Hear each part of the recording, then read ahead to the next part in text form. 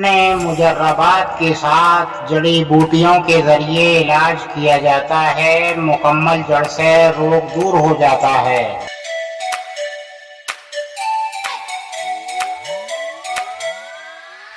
زندگی کے لطف اٹھانے ہیں تو آپ ہم سے ملیے، لہذا آپ کا علاج مطمئن بخش یعنی بھروسے مند ہو جائے گا، پرانے تجربے کے ساتھ علاج ہو جائے گا آپ کا۔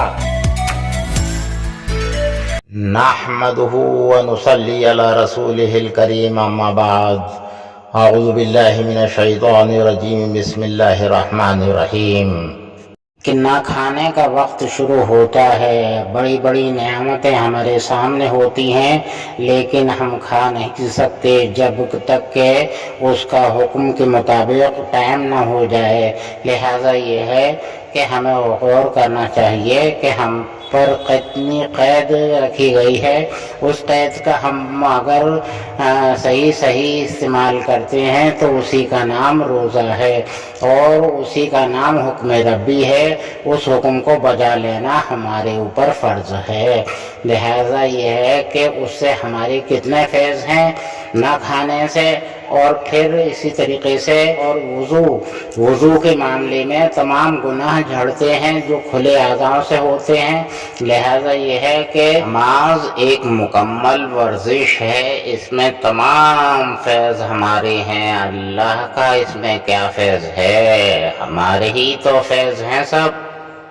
نماز میں جو تمام رکن ہوئے، تمام ایکسرسائز ہے، اس سے تمام ہمارے فیض ہیں، اور لہذا یہ ہے کہ روزے رکھنے سے جو تمام ہم کو فیض حاصل ہوتے ہیں، لہذا یہ ہے کہ ان کو ہمیں سمجھنا چاہیے۔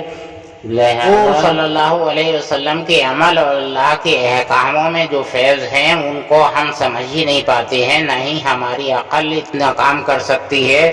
لہذا ان حکموں کو ہمیں خوب صحیح طریقے سے مکمل طور پر بجا لانا چاہیے۔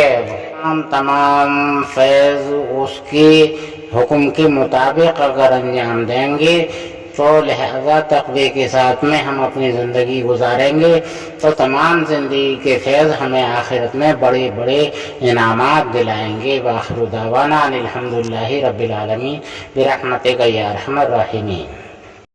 مجربات کے ساتھ جڑی بوٹیوں کے ذریعے علاج کیا جاتا ہے، مکمل جڑ سے روگ دور ہو جاتا ہے۔